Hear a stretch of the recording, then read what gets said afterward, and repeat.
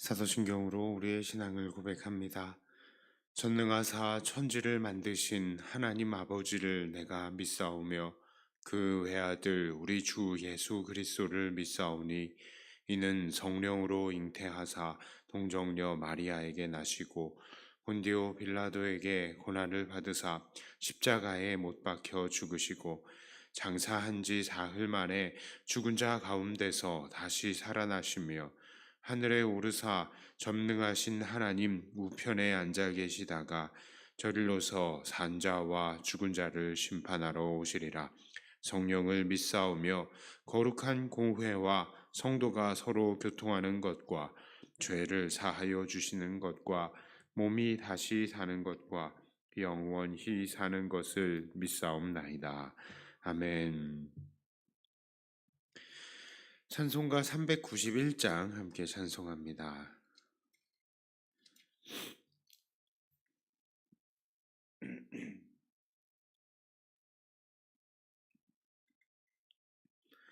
찬송가 391장입니다.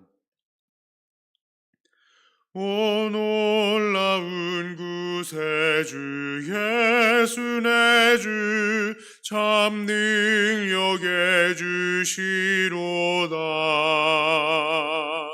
은바위 및 안전한 그곳으로 내 영혼을 숨기시네. 메마른 땅을 종일 걸어가도 나 피곤치 아니하며 저 위험한 곳 내가 이를 때면 흰바위에 숨기시고 주 손으로 덮으시네. 오 놀라운 구세주 예수 내 주 내 모든 짐 벗기시네. 죄악의 섬 날 끌어올리시며 또 나에게 힘 주시네. 메마른 땅을 종일 걸어가도 나 피곤치 아니하며 저 위험한 곳 내가 이를 때면 큰 바위에 숨기시고 주 손으로 덮으시네. 증량 못할 은혜로 채우시며 늘 성령에 감화주사 금 기쁨 중 주님을 찬양토록 내 믿음을 도우시네. 메마른 땅을 종일 걸어가도 나 피곤치 아니하며 저 위험한 곳 내가 이를 때면 금 바위에 숨기시고 주 손으로 덮으시네. 주 예수님 공중에 임하실 때 나 일어나 맞이하리. 그 구원의 은총을 노래하리. 저 천군과 천사 함께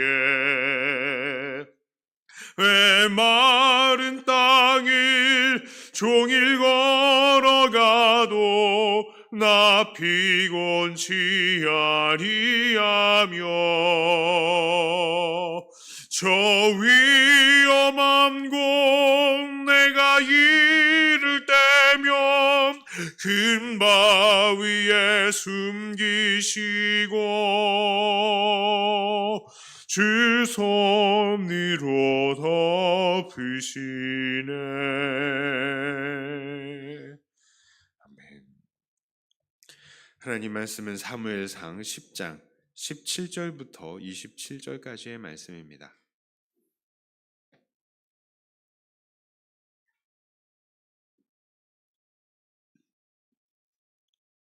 사무엘상 10장 17절부터 27절까지의 말씀입니다. 이 말씀을 제가 봉독해 올립니다.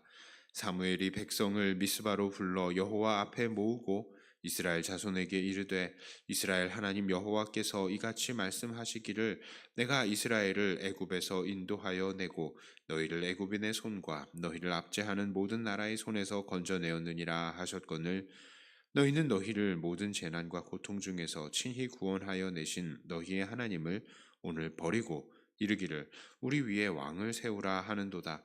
그런즉 이제 너희의 지파대로 1000명씩 여호와 앞에 나아오라 하고 사무엘이 이에 이스라엘 모든 지파를 가까이 오게 하였더니 베냐민 지파가 뽑혔고 베냐민 지파를 그들의 가족별로 가까이 오게 하였더니 마드리의 가족이 뽑혔고 그 중에서 기스의 아들 사울이 뽑혔으나 그를 찾아도 찾지 못한지라.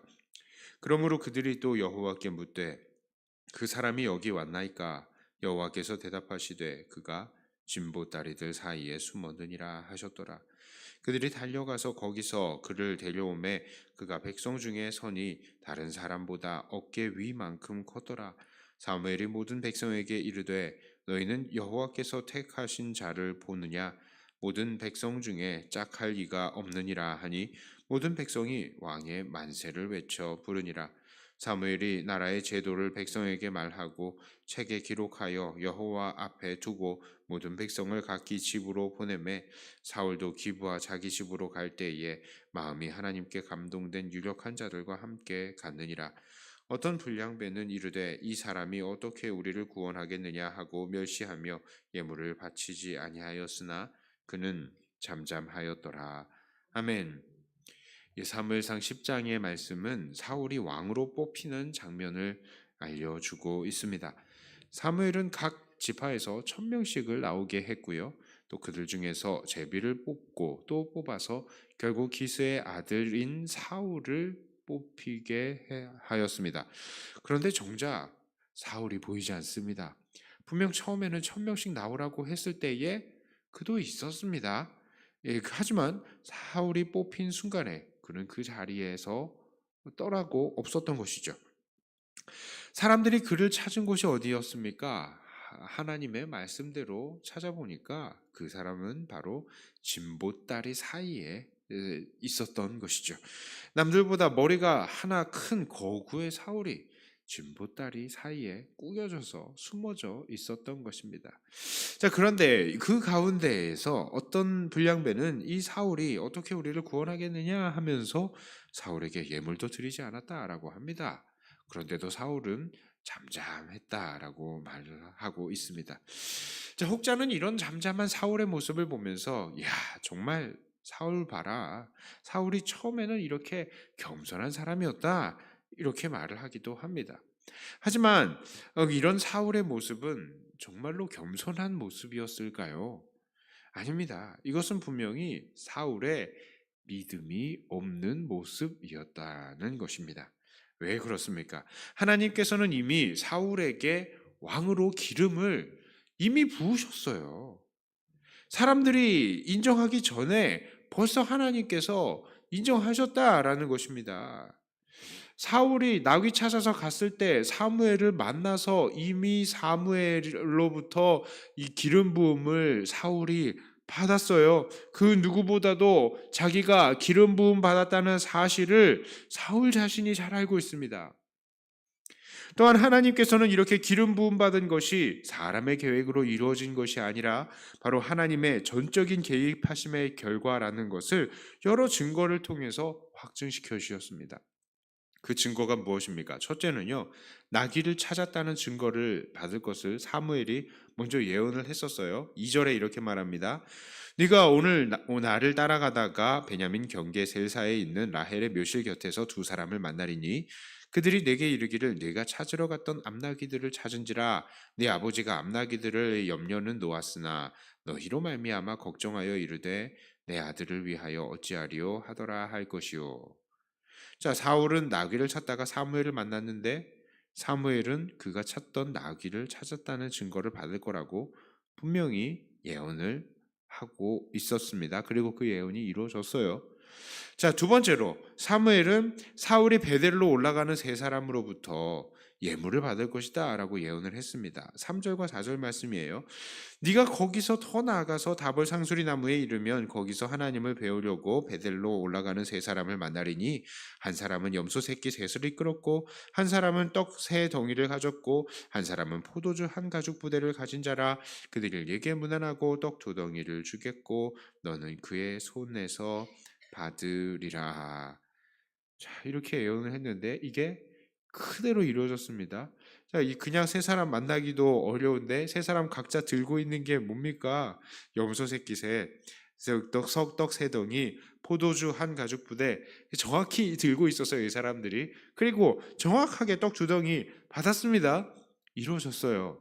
자, 그 다음에요. 세 번째로는 사무엘이 이 사울이 선지자들의 무리를 만나서 함께 예언하게 될 것을 사무엘이 예언을 했었죠. 5절과 6절의 말씀입니다. 그 후에 네가 하나님의 산에 이르니 그곳에는 블레셋 사람들의 영문이 있느니라. 네가 그리로 가서 그 성읍으로 들어갈 때에 선지자의 무리가 산당에서부터 비파와 소고와 저와 수금을 앞세우고 예언하여 내려오는 것을 만날 것이요 네게는 여호와의 영이 크게 임하리니 너도 그들과 함께 예언을 하고 변하여 새 사람이 되리라. 근데 이것도 이루어졌어요. 그렇습니다. 사울은 이 모든 증거들을 받았고 그 모든 것들이 실제로 그에게 일어난 것을 경험했습니다. 하나님께서 왜 이런 예언들을 사울에게 주셨을까요? 바로 그것을 통해서 정말 사울 자신에게 기름 부어진 것은 사람의 계획이 아니라 하나님의 택하심에 의한 것이다라는 사실을 믿게 하려 하시는 거예요. 게다가 오늘 사울이 왕이 되는 것이 하나님의 뜻이라는 증거하는 거, 이 마지막의 증거는 바로 제비 뽑기였습니다. 그렇죠. 사실 사무엘은 제비를 뽑을 필요도 없었어요. 그냥 하나님으로부터 말씀을 받은 대로 사울을 왕으로 세워도 됐습니다. 하나님께서 뜻하셨어. 사울이야. 이렇게 얘기하면 되는데요. 그렇게 하지 않았죠. 그는 여러 지파 가운데서 1,000명씩 나오게 해서 제비를 뽑았습니다. 그런데 그 가운데에서도 베냐민 지파를 뽑았고 그것도 그 가운데에서 마드리의 가족을 또 그 가운데에서 기스의 아들 사울을 뽑았습니다. 여기서 제비가 뽑히는 것이 이게 쉬운 일입니까? 이거 쉬운 일이 아니죠. 엄청난 확률의 숫자입니다. 이것은 정말로 틀림없는 하나님께서 사울을 왕으로 세우시겠다고 미리 정하셨고 그 뜻을 공식적으로 이스라엘의 모든 지파들에게 알리시는 그런 과정이었을 뿐만 아니라 사울에게도 확신을 주시는 계기가 분명했던 것이죠. 그런데 그런데 사울은 이미 이렇게 하나님의 택하심을 받았고 여러 증거들을 받았음에도 불구하고 사람들 앞에서 그것을 승인하고 공포하는 순간에 숨어버렸습니다. 이게 무엇을 의미하는 겁니까? 하나님의 택하심에 의한 여기에 택하심에 대한 의심이고 사람들을 두려워하는 두려움에 사로잡힌 상태다라는 것입니다. 원래 사울이 사람들 두려워한다 했잖아요. 그런데 자기가 왕으로 뽑혔으면 역시 하나님의 말씀이 이루어지는구나 하고 이걸 믿었어야 되는데 그렇게 하지 못했다는 겁니다. 게다가 사울을 향해서 비난을 하는 이들에 대해서 사울의 반응도 마찬가지죠. 불량배들이 뭐라고 얘기했습니까? 27절에요. 어떤 불량배는 이르되 이 사람이 어떻게 우리를 구원하겠느냐 하고 멸시하며 예물을 바치지 아니하였으나 그는 잠잠하였더라. 사울은 이들 불량배들을 향해서 잠잠했다라고 합니다. 이것도 사울이 잘한 행동이 아닙니다. 왜 그렇습니까? 지금 이 불량배들의 말에는 심각한 오류가 있었기 때문이에요. 이들은 사울에 대해서 이미 알고 있었던 사람이었을 가능성이 많습니다. 아니면 사울에 대해서 그냥 사울의 유약한 모습을 보고 실망했을 수도 있어요. 어쨌든 이들이 한 말이 뭡니까? 이 사람이 어떻게 우리를 구원하겠느냐라는 말이죠. 이 뭐가 틀렸습니까? 그렇죠. 이들은 하나님이 아니라 사람을 통해서 구원을 얻어보려고 하는 사람들인 거예요. 그래서 그들의 구원자로 하나님을 세우려는 게 아니라 왕을 세우려고 했던 것입니다. 이것은 분명히 이들이 왕에 대해서 가지고 있었던 잘못된 생각이죠. 그렇다면 백성의 왕으로 선택된 사울이 이들에게 무엇라고 대답해야 합니까? 백성들에게 하나님의 온전한 뜻을 전하고 왕이란 구원자가 아니라 대리자에 불과하다라는 사실을 가르쳐야 했습니다. 야, 너희들아, 왕이 구원하는 게 아니라 하나님이 구원하는 거야, 이 바보야. 이걸 가르쳐야죠. 그런데 그렇게 당당하게 말할 수가 없었다는 거예요. 사울이 잠잠했습니다. 왜요? 이 사람들이 두려웠기 때문이죠. 이런 본문의 모습을 통해서 우리가 깨닫고 적용해야 할 원리들은 무엇이 있겠습니까? 첫째로요, 우리는 하나님께서 주시는 증거들을 붙드는 믿음을 가져야 합니다. 하나님이 주시는 증거를 붙드는 믿음이요. 하나님께서는 그의 백성들에게 다짜고짜 믿으라 하시지 않으시고요, 수많은 증거들을 주시는 겁니다. 오늘 본문에 사울에게도 여러 증거들을 주셨지만 사울이 이것을 믿지 않았죠. 오늘날 우리들에게도 마찬가지입니다. 오늘 우리가 받은 구원이 어떻습니까? 하나님께서 우리를 구원해 주시기 위해서 예수 그리스도를 계획하셨고 구약의 수많은 예언자들을 통해서 예수님을 준비시키셨습니다. 그리고 예수님을 보내셔서 성경대로 죽게 하시고 성경대로 부활하시게 하신 것이죠. 그것이 바로 우리의 구원을 위해서 하나님께서 우리에게 주시는 성경 자체의 증거들인 것입니다. 증거들이 있죠. 또한 성경 이외에도 하나님께서는 우리에게 구원의 확신을 주시기 위해서 우리의 삶 속에서 여러 가지 역사들을 증거로 보여주셨습니다. 어려움 속에서 건져주시기도 하시고 사막의 음침한 골짜기를 안전하게 지나가게도 하시고 세상이 알 수 없는 평강으로 우리와 함께 하시고 우리의 기도에 응답하시면서 하나님께서 우리를 선택하시고 구원하시고 함께 계시다는 사실을 우리에게 계속해서 확신시켜 주시는 거예요. 우리는 바로 그것들을 붙들어야 하는 것입니다. 그런데 우리는 정말로 나약한 존재들이라.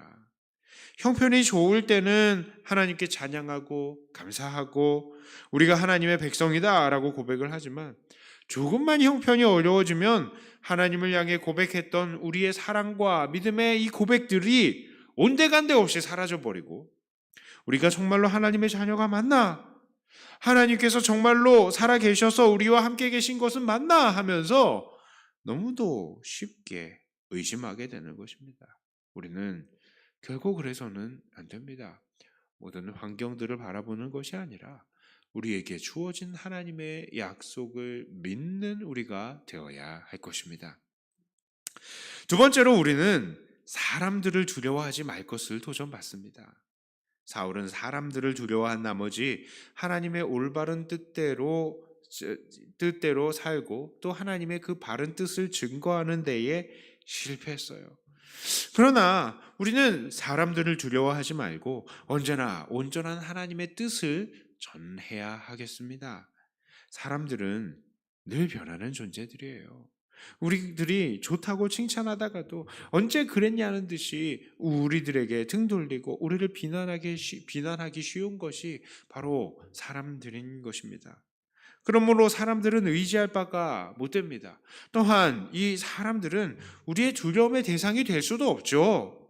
사람들이 우리에게 해를 끼친다 해봐야 이 땅에서의 목숨까지는 빼앗을 뿐이지 우리의 영원한 생명을 빼앗을 수는 없는 것입니다. 그러므로 우리들은 사람들을 두려워할 필요가 없는 것이죠. 그러므로 우리는 오늘도 담대하게 이들에게 하나님의 뜻을 증거해야 하는 것입니다. 그러므로 말씀을 정리하면서 여러분들에게 권합니다. 우리는 우리에게 이미 주어진 하나님의 약속들을 믿으며 사람들을 두려워하지 않는 자가 되어야 할 것입니다. 그것이 바로 하나님께서 오늘 그의 택한 백성들, 왕 같은 제사장들인 우리들에게 원하시는 것입니다. 하나님께서 직접 우리를 택하셔서 우리를 왕과 같은 제사장으로 삼으셨으니 우리는 흔들리지 않고 하나님께서 주신 이 사명에 최선을 다하며 이 세상을 이겨내시는 사람들이 다 되어야 할 것입니다. 이러한 삶으로 하나님의 기쁨이 되시는 저와 여러분들이 다 되시기를 주님의 이름으로 축복합니다. 기도합니다. 하나님 아버지, 사울이 그 많은 증거들을 보았음에도 불구하고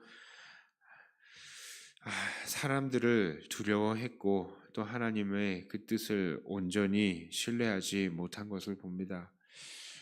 정말 우리가 가져야 되는 믿음이 하나님의 이 약속을 믿는 믿음이고 환경을 보지 않는 믿음이어야 할진데 사람들을 두려워하지 않는 믿음이어야 할진데 정말 우리의 삶이 그러한가 우리는 돌아봅니다.